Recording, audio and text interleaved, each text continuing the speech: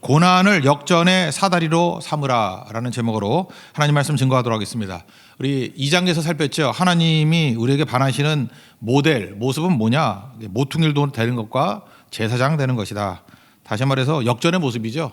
세상에서 우리 모습이 버린 돌 그랬는데 이렇게 모퉁이 돌 되기를 원하신다. 그리고 또 하나는 제사장 되어서 살리는 통로, 살리는 빛이 되기를 원한다. 이게 주님께서 원하시는 모습이었습니다. 그러면 이 사람의 갖고 있는 특징이 뭐냐? 박해 중에도 자유함이라는 거예요. 자유가 뭡니까? 조건에 묶이지 않는 거. 어떤 조건에 묶이지 않냐고 하나님 바라봄을 통해서 살아가는 거. 그게 자유로운 삶이라는 거예요. 진리를 알지니 진리가 너희를 자유케 하리라. 그거죠. 그러니까 조건에 묶이지 않는 거. 그 조건에 묶이지 않는 그 삶을 훈련하는 장소가 어디냐? 제일 처음에 나오는 게 가정이고 또 하나는 가까이 있는 형제 자매들이다. 이게 1절부터 12절까지의 내용입니다. 그러니까 2절의 마지막 결론, 2장의 마지막 결론적인 내용이라고 생각을 합니다. 아내에게도 이런 얘기를 하는 거예요. 남편이 있지 않냐? 야, 조건에 묶이지 말고 남편을 그냥 사랑해줘라. 근데 여자가 남자를 사랑해주는 방법이 뭐죠? 그게 존경이라 그랬죠. 에베소서에 보면 존경. 존경이라는 말이 더 좋은 것 같아요. 근데 이 말을 여자분들 싫어하니까 순종. 존경이나 순종이나 같은 뜻이거든요. 근데 그 자격이 있어서가 아니죠. 우리가 이에는 이, 눈에는 눈 그런 걸 뭐라 그래요? 네가 해주는 대로. 그럼 어떻게 남편을 존경할 수 있겠습니까? 남자를 어떻게 존경하겠어요? 그럴 남자가 몇 명이나 되겠어요? 그러니까 거울과 같이 난 행해 이게 좋은 게 아니에요. 난 메아리 같은 존재야. 네가 좋게 말하면 나도 좋게 말하고 나쁘게 말하면 나도 나쁘게 말해. 그럼 세상하고 다를 게 뭐가 있어요? 그러니까 여자들에게 원하는 게 뭐냐 하면은 자유인데 조건에 묶이지 말라는 것입니다. 그냥 사랑해주라는 거예요. 여자의 사랑이 뭐예요? 존경해주고 순종하라. 앞부분에 얘기했죠. 네로 황제가 뭐 좋은 사람입니까? 나쁜 놈 아니에요. 그럼에도 불구하고 하나님을 경외함으로 순종하라 그런 얘기가 나오잖아요. 그러니까 이게 조건에 묶이지 않는 것이다. 이게 중요한 내용이라는 것입니다. 그 뒤집어 얘기하면 남편도 마찬가지죠. 뭐 여자 사랑하라 그러면 여자들은 뭐 사랑할 게 있어서 사랑하는지 알아요? 사실은 그렇지, 그죠? 무조건적인 사랑 아니에요. 그리스도께서 교회를 위해서 자기 자신을 내어주신 같이. 이게 무조건 아닙니까? 무조건적으로 사랑하라. 그 신부들은 결혼 전에 다 두려움이 있다 그러죠. 이유가 뭡니까? 이렇게 잘 꾸미잖아요. 보여주는 부분 때문에 남자가 사랑한다고 생각하는데 이제 결혼이란 게 뭐예요? 이제 숨겨진 부분들을 드러내야 되는 거 아니에요. 혹시 이런 것들이 드러나면 나를 사랑하지 않는 것은 어쩌나 뭐 이런 염려가 있다고요. 그 염려를 불식하는 게 무엇입니까? 여자들은 남편한테 원하잖아요. 무조건적인 사랑을. 허물이 있다도 덮어주고 그냥 사랑해 주길 원하잖아요. 그럴 때 관계가 이루어지죠. 마찬가지라는 것입니다. 여자들도 남자에 대해서 뭐 존경할 게 있어야 존경하지. 이제 그런 건 엉터리라는 거예요. 그러니까 사랑 못 받지. 똑같이 나오니까. 그러니까 중요한 게 무엇입니까? 조건에 관계없이 조건에 묶이지 아니하고 존경하고 순종하라. 오늘 그 말씀이라는 것입니다. 그러면 어떤 일이 벌어지느냐? 믿지 않는 남편도 자기도 알 거 아니에요. 자기가 권위가 있거나 인격이 좋은 게 아닌데 이 아내가 자기를 존경해줘요. 순종해줘요. 그러면 이게 나로부터 나오지 않은 걸 알겠죠. 내 인격이나 내 성품 보고인데 이렇게 대해줄 인간이 아니거든. 스스로가 더 잘 알아요. 그럼에도 불구하고 존경하고 순종할 때에 궁금해지죠. 그러니까 15절에 나오는 얘기가 똑같잖아요. 소망에 관한 이유를 묻는 자가 되는 거죠. 또 왜 그래? 그럴 때 뭘 느끼는 거예요? 하나님을 두려워하기 때문에. 그래서 하나님을 경외함과 정결한 행실 그런 것들을 보게 된다는 것입니다. 그래서 아내가 계속해서 이 개차바 같은 놈을 계속 존경해주고 순종해주면은 자기를 보는 게 아니라 저거 왜 저러지 하면서 하나님을 볼 수 있는 기회가 생긴다는 것입니다. 그래서 구원이 된다 뭐 그런 얘기죠. 그러니까 여자분들이 그게 말이 돼? 그 뒤집어 얘기하면 남자는 말이 되냐고요. 그러니까 그리스도 안에서 남편이나 아내나 다 이 말도 안 되는 일들을 행하는 이유가 무엇입니까? 내 안에 내가 사는 게 아니라 예수가 살기 때문에 그렇다라는 것입니다. NIVC, Not I but Christ. 그러니까 이게 비밀이라는 거예요. 이 말씀대로 살아가라. 이걸 우리에게 보여주고 있습니다. 1절과 2절 읽겠습니다. 시작. 아내들아 이와 같이 자기 남편에게 순종하라. 이는 혹 말씀을 순종하지 않는 자라도 말로 말미암지 않고 그 안의 행실로 말미암아 구원을 받게 하려 함이니 너희의 두려워하며 정결한 행실을 봄이라. 그러니까 그 속에 있는 것들을 보게 된다. 하나님을 보게 된다. 그런 얘기입니다. 그러므로죠. 여자분들에게 아름다움이란 게 뭐냐면 외모가 아니라는 거예요. 세상에서 제일 바보 같은 게 외모만 꾸미려고 그래요. 그 외모가 뭐 1년이나 갑니까? 1년 지나고 난 다음에 머리 나쁜 사람이나 1년 가지. 머리 좋은 사람은 6개월도 안 가요. 그죠? 그 뭐 외모 때문에 그러나? 제가 어떤 글을 한번 읽어보니까 여자분들 이렇게 끌리는 여자분들의 특징이 뭐냐 그랬더니 외모가 아니에요. 끌리는 이유가 뭐냐 그랬더니 교양 있는 말을 하는 사람. 말을 이제 거칠게 하고 막 그런 사람 이게 매력 없거든요. 밥맛 떨어지죠. 교양 있는 말을 하는 사람. 그리고 날마다 앉아가지고 갑자기 화장만 하는 게 아니라 자기를 개발하는 사람. 성장하는 걸 볼 때 참 매력을 느낀다는 거예요. 그리고 예의 바른 사람 뭐 똑같은 얘기겠죠. 그리고 자기 분야에 전문성이 있는 여자. 이게 뭐 전문성이 있는 거예요. 야 대단하다. 저런 책에 전문성이 있구나. 그럴 때 굉장히 끌린다는 거예요. 그죠? 그 여자분들 이걸 모르는 것 같아요. 맨날 얼굴만 보는 줄 알고. 그리고 또 하나가 긍정적인 마인드. 한하게 어둡고 그런 게 아니라 밝은 사람들 좋아하잖아요. 왜냐하면 인생 사는 게 힘드니까. 바라볼 때 저렇게 밝은 게 참 좋다. 근데 이렇게 얘기해도 죽어도 안 믿어요. 그냥 외모만 보는 줄 알아. 그렇지 않다니까요. 혹시 그런 남자가 있다 할지라도 그거 꼴통이라 그러지 그 진짜 괜찮은 남자가 이럴 리가 없는 거죠. 그래서 뭐라 그래? 단장을 외모로 하지 말고 여기 보세요. 머리 뭐 미장원 가서 시간 보내지 말고 보석 뭐 이렇게 휘두른다고 되는 게 아니고 명품 뭐 이런 거 아니라는 것입니다. 마음에 숨은 사랑. 그러니까 이게 뭐겠어요? 성품을 단장하라. 성품을 단장하라. 그러니까 전문성 기르고 믿음 기르고 말씀 기르고 허례허식 이런 거 버리면 진짜 멋지다는 거예요. 여자들이 뭐 좋은 옷 입는다고 남자가 좋아하는 게 아니라 별거 아닌 것 같은 옷 입는데도 불구하고 그 안에 믿음이 있고 굳건한 중심이 있을 때 그게 매력이라는 거죠. 그때 신선한 감동이 있다. 그런 얘기입니다. 오늘도 적어도 이 예배 드리는 성도들은 이 말씀 좀 깨우치는 시간이 되기를 원합니다. 이거 진실입니다. 진짜니까 이거 붙들라는 거예요. 3절과 4절 읽겠습니다. 시작. 너희의 단장은 머리를 꾸미고 금을 차고 아름다운 옷을 입는 외모로 하지 말고 오직 마음에 숨은 사람을 온유하고 안전한 심령에 썩지 아니할 것으로 하라. 이는 하나님 앞에 값진 것이니라.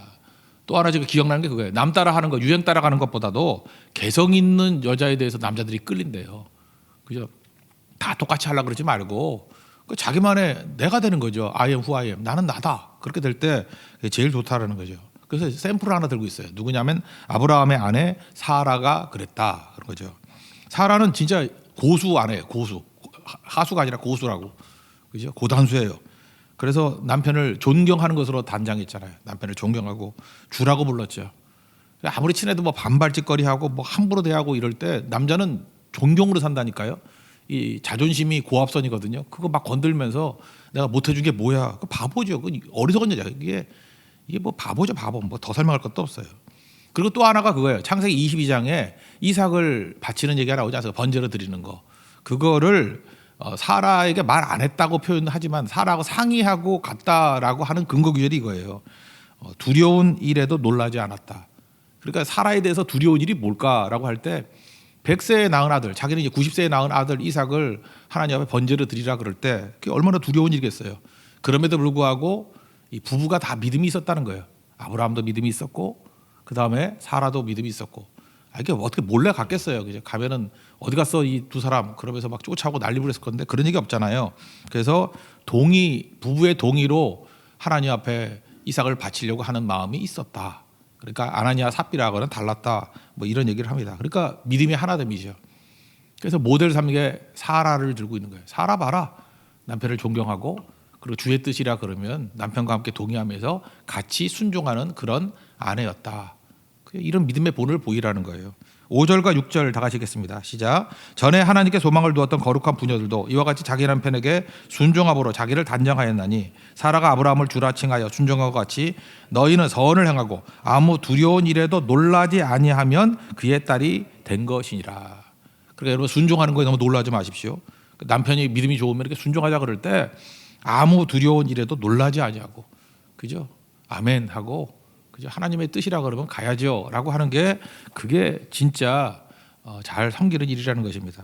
남편에 대한 얘기는 한 절이에요. 한 절인데 여기 남녀 강요할 때는 지식을 따라 이 그노시스인데 그래서 여자를 잘 알아야 된다. 그래서 여자가 뭘 좋아하는지 여자의 뭐 치수가 뭔지 뭐 이런 식의 뭐 재밌게 강의도 하는데 이게 문맥을 보니까 그런 거라기보다는 지식을 따라 이 그노시스는 하나님의 뜻이에요. 우리 가정을 향한 하나님의 뜻이 무엇인지를 알고 그런 게 더 강한 것 같아요. 가정의 사명. 우리 그렇게 해석합시다. 가정의 사명을 알고 그죠? 그다음에 여자에 대해서는 어떻게 해요? 연약한 그릇이고 생명의 유업. 그보다 더 중요한 건 생명의 유업을 함께 받을 자라는 것입니다. 아브라함도 부부가 생명의 유업을 함께 받았잖아요. 그죠? 아까도 아내가 따라갔잖아요. 마찬가지로 부부가 함께 상급받는 거예요. 부부가 하나님 앞에서 함께 서는 거라는 것입니다. 남편에게 지금 얘기하는 거예요. 이 부부 관계가 안 좋고 아내 박대하면은 제일 큰 벌이 뭔지 아냐? 기도가 막힌다 임마 그거예요. 그러니까 남자는 참 묘해요. 아내와의 사이가 좋지 않으면 기도가 막혀버려요. 하나님이 그렇게 만들어버렸는가 봐. 남자에게 진짜 중요한 거, 일하고자 하는 남자에게 중요한 게 뭐예요? 기도잖아요, 기도. 근데 그냥 혼자 사는 게 낫지. 그죠? 그 자문에도 나오잖아요. 그냥 움막 치고 혼자 사는 게 낫지. 그 여자하고 관계가 안 좋으면 그 승질 부리다가 기도가 팍팍 막혀버리는 거예요. 그러니까 최악의 여자는 뭐냐면 예배 드리러 올 때 바가지 긁어가지고 남자 열받게 만드는 거. 교회에서도 가끔 보면 이게 얼굴 뻘건 남자들이 있어요. 그 기도가 막혀. 통성기도 할 때 기도도 못해. 눈만 껌뻑껌뻑하고 막 열받아서 그래요. 그러니까 기도가 막힌다고요. 그러니까 남편도 마찬가지죠. 아내를 사랑하고 잘해줘야 기도의 길이 열린다. 기도만 막힙니까? 기도 막혀요. 기가 막힌다 그러잖아요. 그리고 인생도 막히고. 그러니까 여러분들 그 여자분들 정말 좋은 아내가 된다는 건 뭐냐면 뭐 남자 메시지지만 남자에게 이렇게 막히지 않게 만드는 여자가 참 좋아요. 기도도 뚫리고, 그죠? 기도 뚫리고 인생도 뚫리게 만드는 그런 게 중요하다. 특별히 남성들에게 주시는 말씀은 뭐냐? 아내를 사랑하고 잘 연약한 그릇으로 알고 생명 위협을 함께 받을 자로 알라. 그럴 때 기도가 막히지 않는다. 7절 다 같이 읽겠습니다. 시작. 남편들아 이와 같이 지식을 따라 너희 아내와 동거하고 그를 더 연약한 그릇이요 또 생명의 은혜를 함께 이어받을 자로 알아 귀히 여기라. 이는 너희 기도가 막히지 아니하게 하려 함이라. 또는 아내를 더 연약한 그릇같이 여겨 지식을 따라 동거하고. 그 다음에는 이제 자유가 조건에 묶이지 않는 거라 그랬죠. 이제 가까이 있는 형제 자매들 얘기를 하고 있습니다.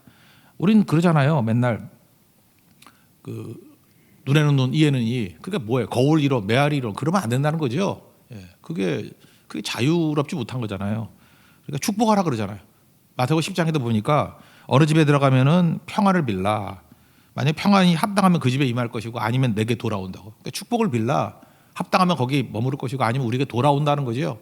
그래서 축복을 많이 하는 사람들은 자기도 뭘 많이 받아요. 왜냐하면 복의 통로가 되니까 일단 파이프 이론이니까 나를 통해 갈 거 아니에요. 또 그리고 많이 축복하다 보면은 축복 못 받을 사람들이 많거든. 그럼 다 내게 돌아와. 그래서 일부러 또 악질하게만 축복하지 말고 다 돌아온다고. 그러니까 축복하는 존재가 돼. 저주하면 똑같은 일이 벌어지죠. 그 저주 받지 못할 대상이 뭐 내게 돌아오잖아요. 그러니까 축복만 하고 살라 뭐 그런 얘기죠. 그러니까 차에게 차가 막히고 그러면 잠깐 욕하지 말고 욕 나오잖아요. 진짜 이상한 사람 되게 많잖아요, 그죠? 그럴 때 가다가 사고나 나라 이러면다가 우리 가족 다치면 어떡하려 그래요. 그죠? 저 사람 하나님 안전하게 지켜주세요. 빨리 분노가 사라지게 해주세요. 이게 축복해주고 되게 중요한 거죠. 어제도 그랬어요. 그 엘리베이터 누가 이렇게 붙들고 있더라고. 누르고 있어요. 그 화가 안 나요, 그죠? 이 바쁜데 빨리 내려와야 되는데. 그래서 화를 내려 그러다가 이 말씀을 묵상했기 때문에 그냥 하나님 저것 때문에 그 두 사람의 관계가 좋아지기를 원하고 누구 기다려주니까 관계가 좋아지는 거 아니에요. 너무 오래 놀고 있더니 망가져 버렸어. 거기가. 그 탔으면 가실 뻔했어요. 그래서 축복해 주니까 하나님이 날 도와주셨다. 근데 이제 뭐 하는 소리인지 모르겠는데 하여튼 그래요. 예. 그래서 어저께 약간 기뻤어요, 그죠? 예. 근데 그 엘리베이터 맨날 망해. 3억인데 맨날 망해. 그러니까 항상 축복해 주라고요, 그죠?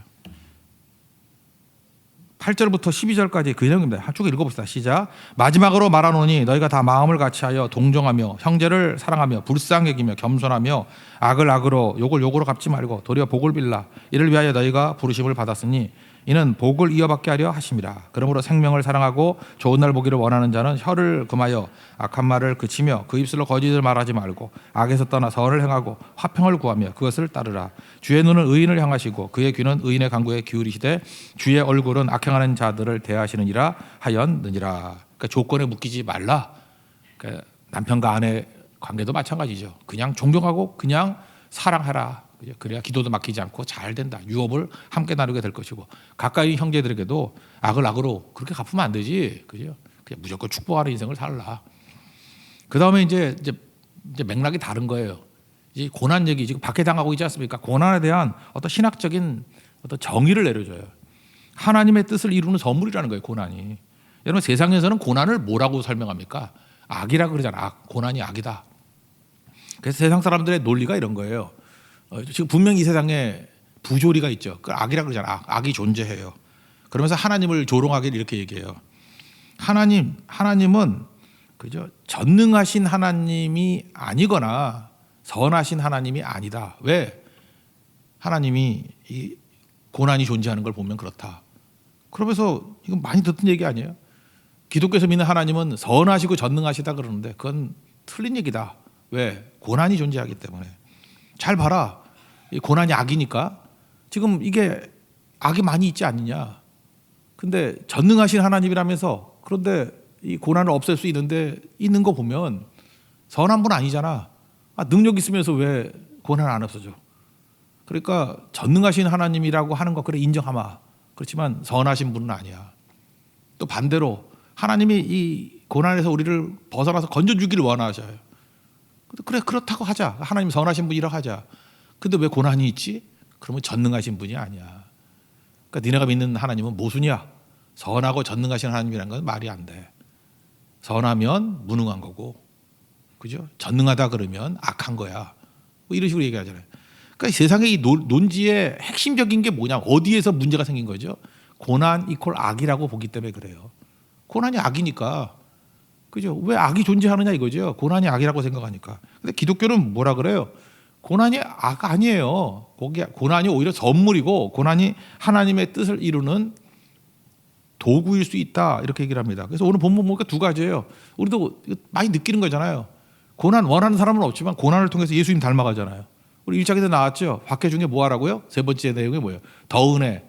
그죠? 또 하나 믿음의 확고함. 세 번째가 뭐예요? 예수님 닮아가는 거. 그죠? 내공. 맞서 싸우지 말고 내면의 세계를 기르라. 예수님 닮아가는 거. 그러니까 고난 때문에 우리가 예수님 닮아가죠. 만약 고난 없는 사람들, 평탄하기만 한 사람들은 성품이 예수님이 안 닮아가요. 한번 생각해 보세요. 시련 없이 어떻게 인내가 있겠어요? 하나 인내해야지. 그런데 뭐 평탄한데 무슨 인내가 필요해? 안 그래요? 시련이 있어야 인내가 있는 거죠. 인내가 뭐예요? 그 믿음하고 같은 말인데 버팀, 견딤, 애무나 그런 거 아니에요. 뭐 헬스클럽 같은 데 가서도 뭐 이렇게 버티잖아요. 막 그렇게 뭐 무거운 것도 들고. 그래야 근육이 생기죠. 인내라는 근육이 생기기 위해서 시련 없이 어떻게 인내라는 것이 생기겠느냐. 그러니까 좋은 것들은 다 고난을 통해서 오는 거죠. 그래서 돈 주고 가서 고난하잖아. 그래서 이렇게 우리 지하에 헬스클럽 있는데 보면은 뭐 엄청 뛰고 막 그러시던데. 그러니까 몸매가 좋고 부러워요. 그죠? 그러니까 날씬하고 뭐 근육도 있고. 왜 그래요? 스스로 자초한 고난이죠. 돈 주고 한 고난이죠. 그러니까 건강해지잖아요. 또 문제 없이 어떻게 지혜를 얻겠습니까? 쉬운 문제만 풀고 여러분 모아놓고 맨날 그저 나는 학생입니다. 영어 시험. 그러면 I'm a student. 뭐 이런 것만 배우고 뭐 2 더하기 2는 뭐 4. 이런 것만 배운다 그러면 어떻게 실력이 늘겠냐고. 누구 바본지 아냐 그러겠죠. 근데 막 로고도 나오고 막 루트도 나오고 복잡한 뭐 고차 함수가 나오고 막 이래야 지혜가 생기는 거죠. 문제를 푸는 거 아니에요. 그러니까 고난이 오니까 우리가 지혜로워지는 거죠. 그죠? 이게 뭐 도저히 풀 수가 없는 거예요. 예수님이 지혜잖아요. 그러니까 예수님 붙들고 지혜 대신 예수님이 내 안에 계신 거겠죠. 시험이 오니까 말씀의 가치를 아는 거 아니에요. 예수님도 3번 시험 당했잖아요. 다 말씀을 물으시죠. 우리 방울뱀 얘기했잖아요. 방울뱀이 이렇게 독을 탁 쏜다고. 그러면 눈은 멀고 마비돼 버린다고. 근데 마귀에게 있어서 독이 뭔지 알아요? 하나님 말씀이에요. 하나님 말씀 한번 선포해 보라고. 말씀을 딱 증거하면 마귀가 눈이 멀어버리고 굳어져 버려요. 마귀가 제일 무서운 게 하나님 말씀이라고. 그거 언제 알아요? 하나님 말씀이 힘이 있다는 거 언제 알아요? 앉아가지고 평탄할 때 모른다고. 근데 시험 당해 보면 알아요. 시험 당할 때 말씀 붙들고 굳건하게 됐으면 마귀가 깨갱하고 도망쳐요. 마귀를 대적하면 도망친다고. 이거 언제 알아요? 시험 당할 때 아는 거지. 그러니까 하나님 앞에서 여러분들이 지금 억울함을 당해요. 이게 시험이잖아요. 어려움이잖아요. 억울함 때문에 우리가 깊어지는 거예요. 딥 앤 와이드. 이거 뭐 비슷한 얘기 뭐 맨날 드는 건데 도자기, 고급 도자기 어떻게 나와요? 뜨거운 용광로 속에 들어갔다 나오고 들어갔다 나오고 그거 뭐 당근지 여러 번 하잖아요. 그거. 그죠? 초벌구이, 뭐 재벌구이, 뭐 잘 모르겠지만 하여튼 뭐 여러 번 들어갔다 나왔다 해야지 좋은 도자기 나오는 거 아니에요? 용광로 들어가지 않고 뜨거운 불에 들어가지 않고 어떻게 고급 도자기가 나오냐고. 그냥 대충 해서 뭐 그냥 집안에 있는 아궁이나 가스불에 데우면 그거 뭐 애들 초등학교 애들 뭐 진흙으로 만들어 가는 거지.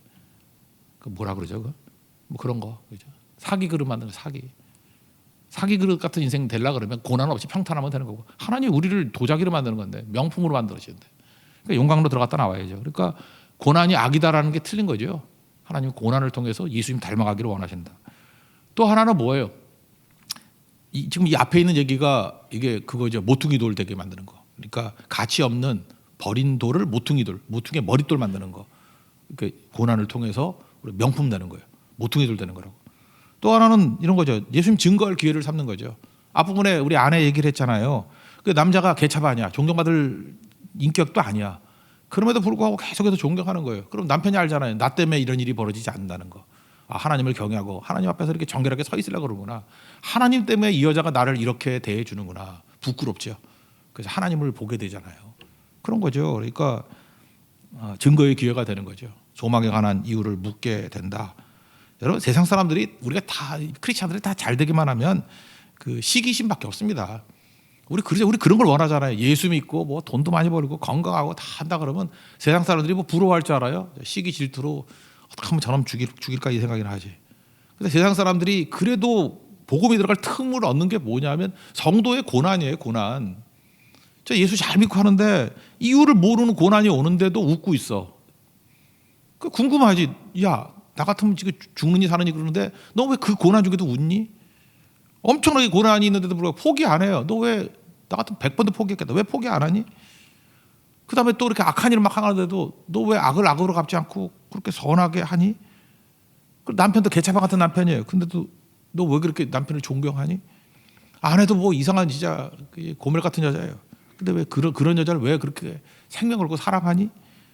자꾸 궁극적으로 유발하잖아요. 그죠? 그래서 고난을 통해서 세상에 빛이 들어갈 틈이 보이는 거예요. 틈이. 우리가 제사장이라 그러잖아요.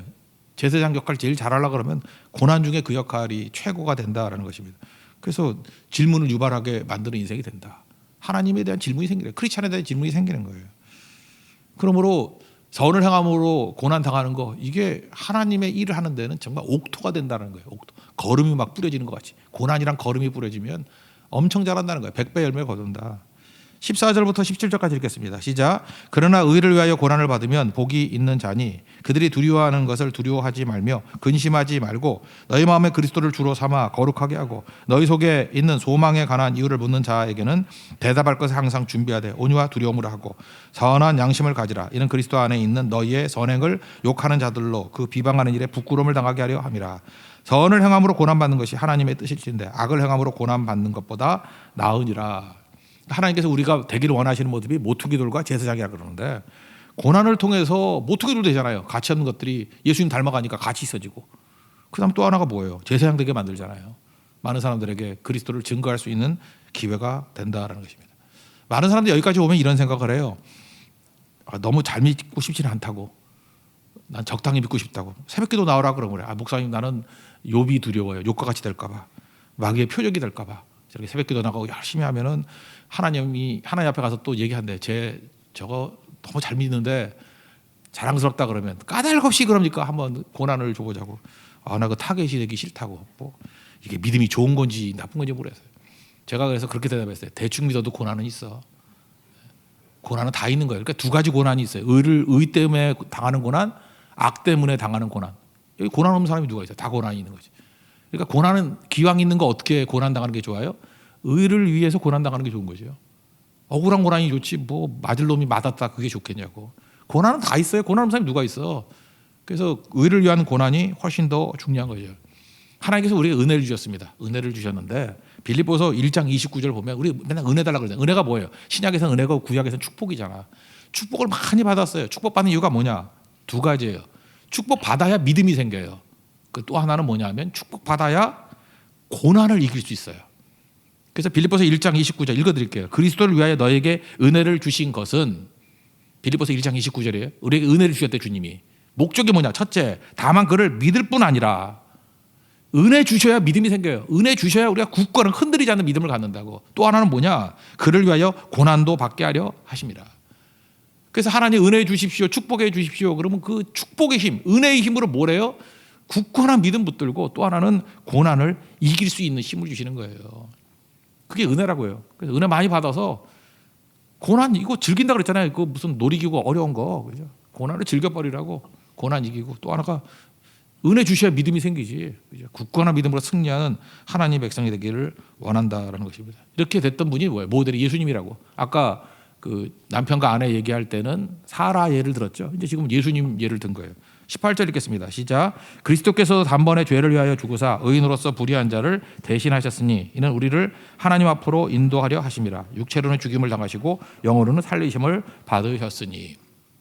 그다음에 이거 아침에 뭐 할까 말까 했는데 이게 19절과 20절은 그 굉장히 난해 구절이에요. 난해 구절. 이것 때문에 캐톨릭에서 뭐 연옥 교리도 나오고 그러는데 한번 19절 한번 읽어봅시다. 시작. 그가 또한 영으로 가서 옥에 있는 영들에게 선포하시니라. 마치 이게 뭐 죽고 난 다음에 어떤 뭐 옥, 그걸 이제 캐톨릭에서는 연옥이라 그래. 연옥에 가서 뭐 우리가 돈 많이 내면은 뭐 천국 갈 기회를 주고 거기서도 복음이 한 번 더 증거가 돼가지고 건진받는다. 이런 엉터리 같은 얘기들이 있다라는 것입니다. 이거 아니거든요. 우리가 보는 NLT 보면은 preached to the spirit in prison. 감옥 속에 있는 영혼들에게 전파하셨다. 이렇게 나오거든요. 이 in prison 이걸 뭐라고 해석해야 되냐? in prison이 뭐겠어요? 지옥이지. 그러니까 이런 거하고 똑같은 거예요.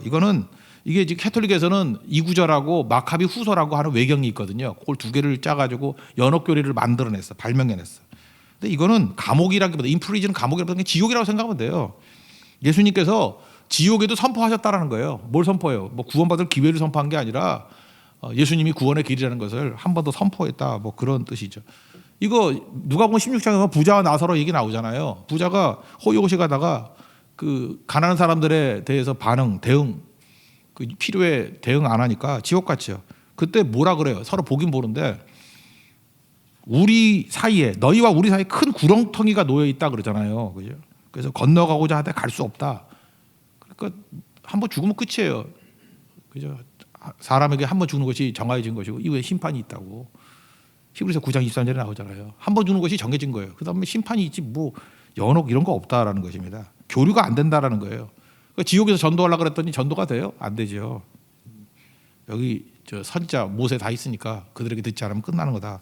그러니까 이 구조를 갖고 속지 마십시오. 이건 뭐냐면 예수님이 지옥에도 예수님의 길이었다는 것을 이렇게 선포했다는 거예요. 그러니까 그 20절에 보면 더 명확한 거죠. 여기 방주 탄 사람이 구원받은 거죠. 방주 타지 않은 사람은 구원받지 못한 사람들 아니에요. 그죠? 그 사람들을 얘기하는 거라고. 그들에게도 방주가 진리라는 것이 선포된 거죠. 그렇잖아요. 나중에 깨달았을 거 아니야. 방주 타야 구원받는 거지. 8명. 아니면 죽는구나. 알고 죽었지. 뭐 그런 얘기라고. 20절 읽겠습니다. 시작. 그들은 전에 노아의 날 방주를 준비할 동안 하나님이 오래 참고 기다리실 때 복종하지 아니하던 자들이라. 방주에서 물로 말미암아 구원을 얻은 자가 몇 명뿐이니 겨우 8명이라. 그러니까 20절 보면 알잖아요. 이게 뭐 구원받는 기회가 있다라는 게 아니고. 아니 방주 탄 8명 말고 그 물에서 수영 잘하는 애들 뭐 2명쯤 더 구원했다 그러면 이게 맞는 얘기겠지만 그런 거 없죠. 다 죽었죠. 그 얘기라고요. 그러니까 지옥에도 예수님이 진리라는 것을 그러니까 좀 이런 말하면 좀 이상하지만 약 올렸다 뭐 그런 얘기죠, 그죠? 약 올렸다, 선언했다. 예수님이 진리라는 거 너 방주 안 타니까 죽었지 그 얘기예요.